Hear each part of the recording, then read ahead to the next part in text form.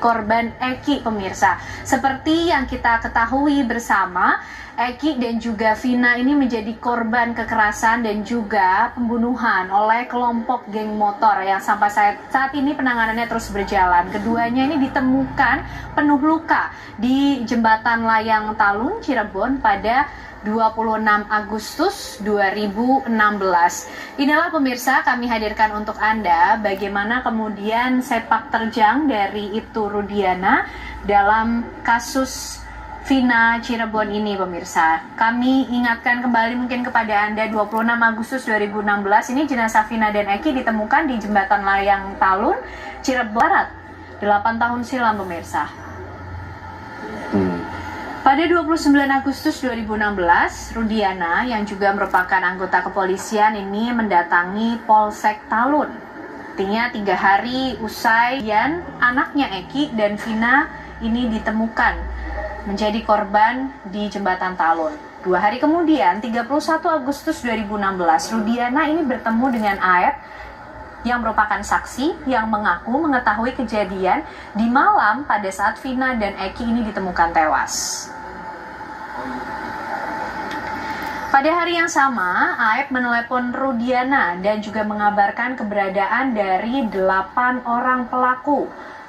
Kemudian Rudiana pun melakukan penangkapan pada 8 orang ini. Bang Aristo, ini setidaknya baru beberapa kronologi yang coba kita rangkai bagaimana untuk membaca peran dari Ibtu Rudiana. Nah, ini gimana Bang Aristo melanjutkan tadi yang disampaikan oleh Bang Aristo, sejauh mana kemudian Ibtu Rudiana ini bisa mengambil peran? Ya, dia sebagai anggota polisi dan juga ayah dari korban Eki. Oke, ini kita menduga-duga. Jadi yang pertama ini kan masih subjek investigasi dari Propam. Itu yang pertama. Yang kedua, memang ini menjadi menarik persoalan ini karena ada statement dari Liga Akbar yang mengatakan bahwa Ibtu Rudiana ini seolah-olah ini sutradara, dia merangkai cerita. Nah, sedangkan si Liga Akbar ini dipaksa untuk fit in dalam cerita itu. Nah, ini kan yang menjadi pertanyaan ya. Kalau andai kata itu betul, kenapa harus begitu? Karena kan sejatinya kalau untuk mengungkap apa yang terjadi sebenarnya ya dibiarkan aja natural. Ya, kejadiannya dibiarkan natural, investigasinya natural. Peran sebagai orang tua itu dimainkan dengan memberikan support teman-temannya atau encourage teman-temannya. Misalnya, ayo dong, ini anak gua ini, ayo reskrim serius. Saya bantu apa? Saya melakukan informasi intelijen misalnya, saya lakukan. Atau dia mungkin saja dia bagian dari tim, dia mengajukan diri kepada pada waktu itu Kapolresnya misalnya, saya jadi tim. Nah, tapi andai kata betul pengakuan Liga Akbar, itu kan yang kemudian menjadi tanda tanya, sehingga kita harus dialog berkali-kali. Iya, termasuk ini Bang Aristo, pada saat itu Ibtu Rudiana bahkan sempat menghubungi Aep untuk kemudian melakukan penangkapan terhadap 8 orang pelaku. Inikah kemudian yang disebut tadi Bang Aristo, seharusnya natural saja, lalu kenapa juga perlu untuk menelepon Aep gitu? Ini kan Aep yang menelepon Rudiana kan? Sebelumnya ini kan tadi ada kemudian Ibtu Rudiana yang coba untuk menghubungi juga Aep, kemudian berakhir pada penangkapan 8 orang pelaku, Bang Aristo. Iya, Aep ini kan saksi juga. Dia katanya ada di lokasi. Nah, kemudian ternyata dia dia itu keterangannya adalah konfirmasi helm pelaku, dan dia dekat dengan si Eki kan. Dia merupakan bekerja di salah satu bengkel yang dekat dengan lokasi. Dengan lokasi, dan mengetahui para pelaku.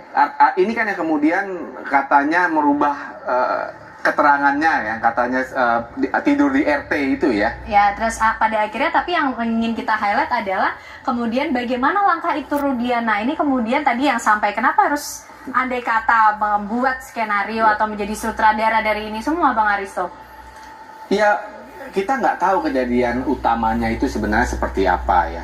Apakah langkah ini kan kita berhipotesa. Yang pertama langkah untuk menelpon Aep itu, apakah langkah pertama untuk mencari saksi? Itu dulu. Itu bisa dalam konteks itu kalau kita berpikir secara positif. Bisa saja karena dia tahu si Aep ini juga kenal dengan anaknya Eki dan ada dekat dengan kejadian, dekat dengan lokasi. Jadi dia periksa itu. Pertama, ada nggak keterangan-keterangan yang bisa digali. Itu kan hipotesa pertama. Hipotesa liar yang kedua kan, oh ini ada cerita. Kalau ada cerita, kemudian dicarilah kemudian saksi-saksinya yang pas untuk mendukung cerita itu. Ini kan sekarang yang lagi berkembang. Oke.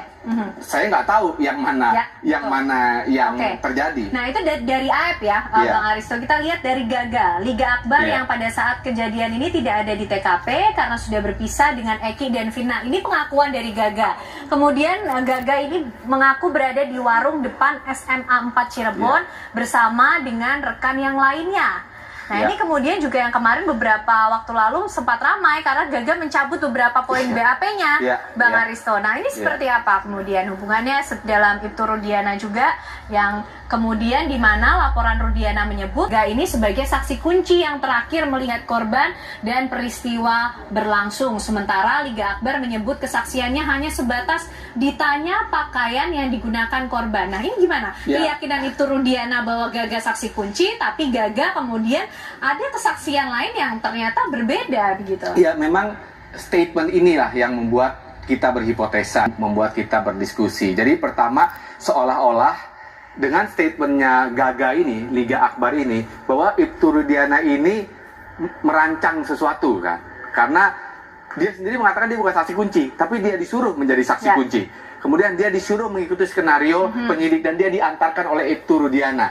Jadi Ibtu Rudiana ini aktif sekali kan.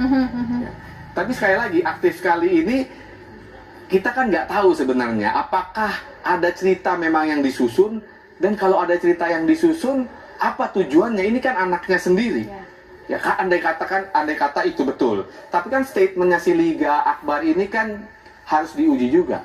Ya, betul atau tidak betul. Betul atau tidak betul, dan kita lihat investigasinya. Makanya sekarang saya mengerti bahwa ada desakan dari tim pengacara Vina untuk membentuk tim pencari fakta. Kenapa? Karena kalau polisi sendiri yang menyidik perkara ini, seolah-olah ada dua kepentingan. Satu, kepentingan menegakkan hukum, yang kedua kepentingan untuk mencuci piring kotor yang lama. Oke, Bang Aristo. Itu persoalannya. Tapi yang pasti kita masih terus menunggu. Kita berharap Ibtu Rudiana juga bisa segera tampil untuk memberikan keterangan, mengklarifikasi apa yang tengah beredar